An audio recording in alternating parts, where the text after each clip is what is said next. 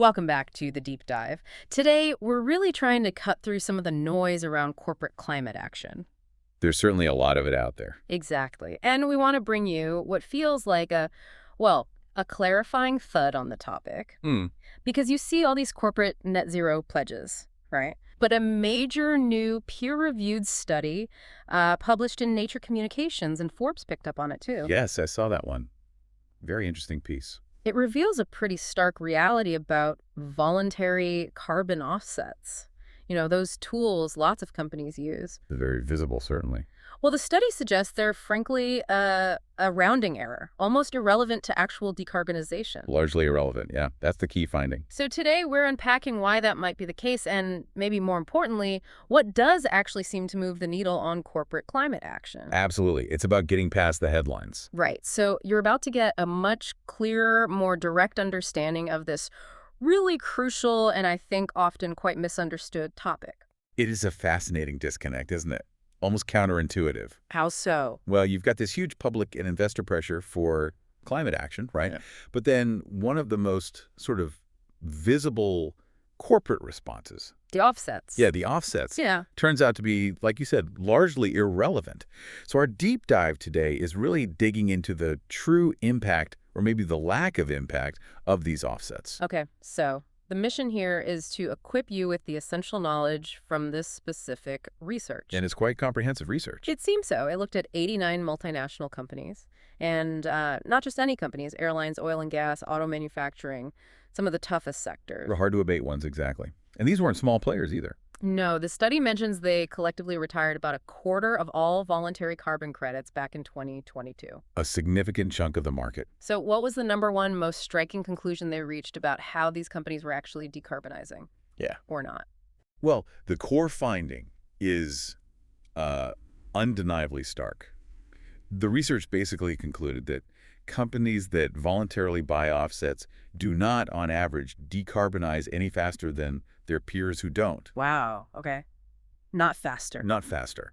And it wasn't just looking backwards at their history. It also held true when they looked at the ambition of their future targets. So past performance and future plans. No difference on average if they bought offsets. Pretty much. And Yeah. it's important to stress, this isn't about saying offsets are evil or inherently bad.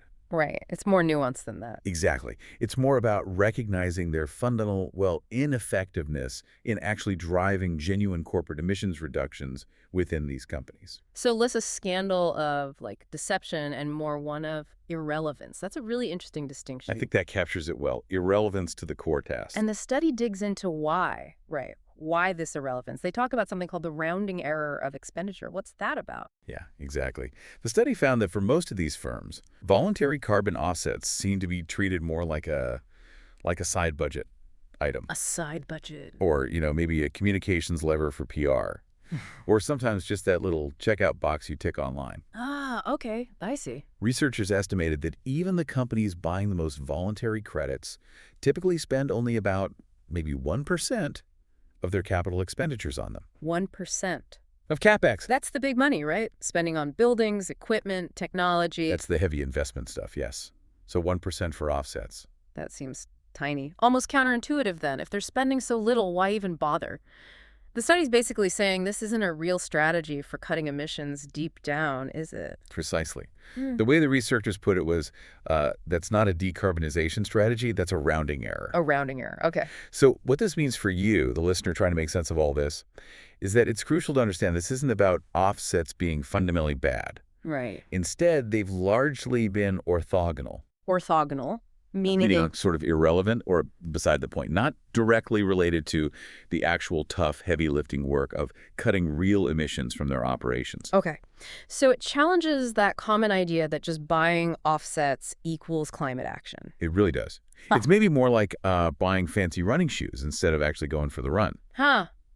That's a great analogy. Okay. It really reframes how we should look at these efforts. Not bad necessarily, but maybe just misaligned with the core job. Exactly. It's fundamentally misaligned with deep decarbonization. Which then raises the big question, what are the specific reasons the mechanisms or behaviors that lead to this negligible impact? Well, the research points to a few key mechanisms. Hmm. First up is something they call the investment effect. Investment effect. What's This that? basically describes how offsets can sometimes, maybe unintentionally, crowd out the hard, real stuff. Crowd out, meaning. Meaning they compete with internal investments for the same pot of money, the decarbonization budget. Hmm. So if a company sets aside, say, X million dollars for climate action, Right. and a big chunk of that goes to buying offsets, there's just less left over for making actual changes inside their own business, like upgrading equipment or switching fuels. Okay, let's make that concrete. The study had some pretty eye-opening examples, didn't it? Like Delta Airlines. Yes, Delta's a stark case. They publicly announced this big $1 billion decarbonization budget over 10 years. Sounds impressive. $1 billion, yeah. But then, in just the first 3 years of that plan, they spent a huge $284 million of it purely on carbon credits. Whoa, $284 million out of. Well, if you assume an even $100 million annual budget from that billion over 10 years, Right, makes sense. that reportedly left only maybe $16 million over those 3 years for actual internal decarbonization work, things inside Delta's operations. 16 million versus 284 million. That really shows the potential diversion of funds. It's a very clear illustration. And it wasn't just Delta. EasyJet is another example. The other airline. Yeah, they also had these big offsetting campaigns. And interestingly, when they decided to stop their offsetting program, Which they did recently. yes, they actually publicly stated they would redirect those exact funds into operational decarbonization. Ah. So they explicitly acknowledged that trade-off. It's a direct example of that investment effect in action. Hmm. Money previously for offsets, now for internal changes. Okay, so that's the investment effect. What else did the study find? Well, moving beyond just how the money is spent, there's also what they termed the target effect. Target effect. This is where some companies actually integrate offsets directly into their emissions reduction goals. How does that work? It means they can essentially hit the number, their target percentage reduction, by using project finance, buying credits from, say, a forestry project, rather than by pouring, I don't know, new, cleaner cement in their own factory. It makes it cheaper and faster to declare success on paper. Without fundamentally changing how they do business. Exactly. Without those core operational shifts. And we see this, for instance, with some major oil and gas companies like Shell, Eni, Inpex. Yeah. They've included carbon credits as part of achieving their stated emission reduction targets. So it's like setting a goal to lose weight, but instead of changing your diet or exercising, you just buy smaller trousers and claim victory. Haha, that's not a bad analogy, actually. Yeah. It allows for reaching the target number without the heavy lifting, as you say. And it seems like the buck doesn't always stop there. A lot of companies seem to be passing the responsibility, or at least the cost, directly to us, the customers. That's definitely another mechanism highlighted, particularly in the airline sector. Right, I've seen that. When you book a flight. Exactly. Think of airlines like Deutsche Lufthansa, Air France, KLM, Ryanair, IAG. They often give you that option at checkout to pay a bit extra to offset your flight's emissions. It feels like doing good, just a click. It's convenient, Yeah. for sure, but it fundamentally shifts the financial responsibility and the decision away from the corporation itself and onto the individual consumer. And it's not just airlines, right? Some energy companies do something similar. A very similar tactic, yes.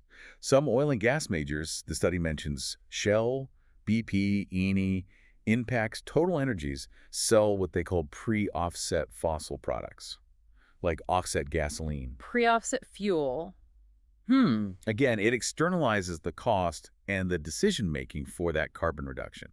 It puts it on you, the buyer. And the study also mentioned something about these strategies being kind of volatile, not very consistent. Yes, that's another key point. There seems to be a lack of consistent long-term commitment in many cases.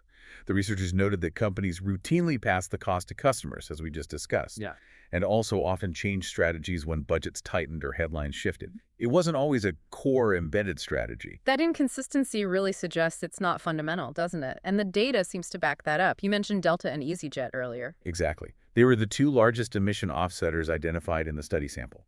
And yet, both of them stopped their large-scale offsetting campaigns back in 2022. Both stopped. And BP too. BP changed its strategy significantly back in 2020 as well. This pattern really indicates that for many, offsetting wasn't this core, unshakable commitment. It was more flexible, more easily change depending on circumstances. Okay. And one more piece here. Even when companies do offset, how much of their total footprint are they actually covering? Is it everything? Generally, no. Mm. Often, it's a pretty small fraction relative to their total emissions. The study looked across Scope 1, 2, and 3 emissions. Remind us quickly what those are. Sure, Scope 1 is direct emissions from their own operations. Scope 2 is emissions from the electricity they buy. And Scope 3 is the big one, the entire value chain, suppliers, and crucially, how customers use their products. Got it. So covering all three scopes. Looking at all three, only EasyJet at about 78% and Delta around 44% offset really substantial portions of that total footprint among the companies studied. For most others, it was much lower. So even the biggest players weren't necessarily offsetting their entire impact. What if we just look at scope 1 and 2, the emissions they have more direct control over? Even focusing just on Scope 1 and 2, the picture is, well, still quite mixed. You do see some higher percentages there, particularly among automakers. Like who? Volkswagen Group was around 50%, BMW 45%, Mercedes-Benz Group about 40%. So they were among the largest offsetters in that specific category within the sample. Okay, so higher for some car makers on their direct operations and electricity use. Yes, but then you look at the oil and gas companies again. Even for just Scope 1 and 2, the shares offset were often still quite minor. Shell was just under 10%, Eni around 7.5%, BP only 7%. So even on the stuff they directly control, the offset portion could be pretty small for some key players. It further underlines that overall picture of offsets having a fairly minimal impact across these major sectors based on this research. Okay, so if these voluntary offsets are largely, as the study puts it, a rounding error and orthogonal beside the point for decarbonization, Yeah. what does actually work? What moves the needle? Where do we see real impactful action happening on corporate climate change? Thankfully, the study does give us some pretty clear answers there. And it draws a really sharp contrast between these voluntary efforts and mandatory compliance markets. Compliance markets, like the emissions trading systems in Europe. Exactly. Like Right. the EU ETS and the UK ETS. In these mandatory systems, companies have no choice but to participate, and they end up spending significantly more on emissions reductions Why more? because fundamentally, the prices are higher. There's a real cost to emitting driven by robust enforcement mechanisms and, crucially, persistence over time. These systems don't just disappear when budgets get tight. Ah, the certainty factor again. Precisely. And the study's conclusion on this is really unequivocal. It basically says the economic price signal, the real cost per ton of emissions plus robust enforcement and persistence, beats vibes every time. Beats vibes every time. Uh. I like that. So mandatory systems create real economic incentives that force change, not just nice feelings or PR. That's the core idea. If there's a genuine, unavoidable cost to emitting, companies find ways to innovate and cut those emissions because it hits their bottom line. Makes perfect sense. So if you're looking for the real machinery for corporate change, what specific levers should we be focusing on based on this research? The research points to a handful of really key areas. First, it's about standards and spend. Meaning? Mandatory rules, clear performance standards, coupled with significant capital expenditure, actual money being invested in changes. Okay. Standards and spending. What else? Second, credible scarcity within those compliance carbon markets. The number of emission allowances needs to be genuinely limited and shrink over time to keep the price signal strong. Right. Supply and demand. Third, economic incentives. Things like production tax credits that directly reward making clean products, clean energy. Like the ones in the Inflation Reduction Act in the U.S. Exactly like those. Yeah. And also tools like contracts for difference. How do those work? They essentially guarantee a stable price for a clean product, like green steel or sustainable aviation fuel over the long term. This de-risks the huge upfront investments needed to build those new facilities. That seems absolutely critical. Businesses hate uncertainty, especially on big investments. They really do. Then number 4 is the power of procurement. Procurement, like buying stuff. Exactly. Yeah. Governments and large corporations using their massive purchasing power to lock in demand for low-carbon products, saying, we commit to buying X tons of green cement or Y liters of sustainable fuel. That creates the market. Creates the demand signal. Got it. And the last one. Finally, transparent disclosure. Forcing companies to report their real-world emissions in a standardized, comparable way, not just letting them rely on creative accounting or opaque offsetting claims. So real numbers, apples to apples comparisons. That's the idea. Transparency drives accountability. Okay, this all logically leads us to some really actionable insights for the key players involved: companies, investors, policymakers. Let's start with companies. What's the core message for them from this? For companies, the message is pretty blunt. Treat carbon as a capital allocation problem. It's about where you put your money. Okay.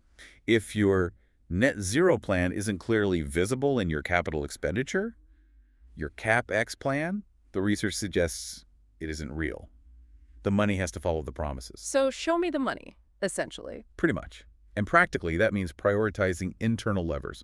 Focus on things that achieve measurable intensity reductions. Like what specifically? Things like electrifying industrial processes currently run on fossil fuels, switching to cleaner fuels where possible, signing power purchase agreements or PTAs that genuinely add new, clean megawatt hours to the grid, not just shuffle existing ones around. Right, additionality is key there. And really leaning on your supply chain, using contracts to demand verified emissions cuts from your suppliers. Okay, so focus inward first. What about offsets then? Is there any role for them in this picture? The advice seems to be use them very sparingly, only for those truly narrow residual emissions, the stuff that's genuinely hard, maybe impossible to eliminate with today's technology. The really tough leftovers. Exactly. And when you do use them, disclose it transparently as that covering residual emissions. The ultimate goal should be, as the researchers phrase it, net zero by build. Yield. Think electrons, molecules, materials, tangible physical changes to how you operate and what you make, not net zero by swipe. Net zero by swipe, as in swiping the credit card for offsets. That's the implication, yes. Build it for real, don't just buy your way out on paper. And net zero by build, not by swipe. That's a really powerful, concise takeaway. Okay, so for investors looking at companies, how should they adjust their perspective based on this? Investors really need to start rethinking those offset-inclusive net zero claims they see in presentations. Don't just take them at face value. Don't be swayed by a glossy slide that leans heavily on offsets to hit the target. Instead, dig deeper. Ask for specifics. Like what kind of specifics? Demand to see a 5-year CapEx map showing exactly how investment plans tie to claimed emissions reductions. Ask for sensitivity analysis. How does their plan hold up under different potential carbon prices, like from ETS systems or carbon border taxes? So stress testing their plan. Exactly.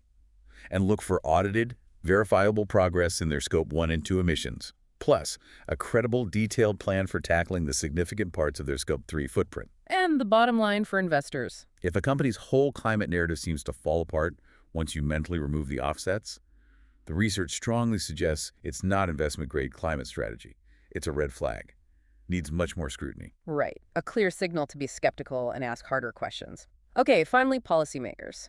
Especially now in what some are calling a kind of backlash era against certain climate initiatives, what's the direct message for them from this study? For policymakers, the message is perhaps the most direct of all. Voluntary offsetting, based on this evidence, simply isn't a reliable substitute for strong regulatory action. Don't count on it to do the heavy lifting? Pretty much. Instead of slogans, policymakers need to provide industrial firms with more certainty. Certainty again? How? That means things like faster, clearer permitting processes for clean energy and industrial projects. Standards like emission standards for cars or industry that consistently ratchet up over time, giving clear signals for investment. And designing carbon markets that effectively price scarcity and are built to resist political meddling or instability. Make the rules clear, stable, and ambitious. Yes. And finally, related to the voluntary market itself, policymakers should set clear minimum standards for quality and enforce truth in advertising. So ensure the offsets being sold actually represent real CO2 removal or reduction. Exactly. Reward the deep, verifiable cuts over just selling the cheapest, easiest story. Raise the bar for quality. This whole deep dive has really hammered home that key finding. Voluntary carbon offsets, well, they might not be inherently bad, but they seem to have been largely orthogonal, beside the point when it comes to driving meaningful corporate decarbonization so far. That's the central message from this research, yes. And that the era of net zero by swipe, that potentially easier, quicker claim, really needs to give way to the much harder but ultimately necessary reality of net zero by build. Absolutely. It's about those tangible investments, the real physical changes to infrastructure, to processes, and it's underpinned by strong, clear, enforceable policies. The insights from this deep dive really do underscore that point. Real progress seems to come from that concrete investment, those clear, persistent policies, not just accounting maneuvers. It points towards fundamental transformation being the key, not just offsetting at the edges. Okay, so to leave you, our listener, with something to think about. This research shows real progress comes from tangible investments and clear, enforceable policies, the build, not the swipe. So here's a thought. What is one specific build action, maybe in your own consumption choices, perhaps in your workplace or even in your community, that you could identify and maybe advocate for? How can you help move things from swiping towards genuinely building a more sustainable future? Hmm, that's a great question to ponder. Something to think about. That's all for this deep dive. We'll see you next time.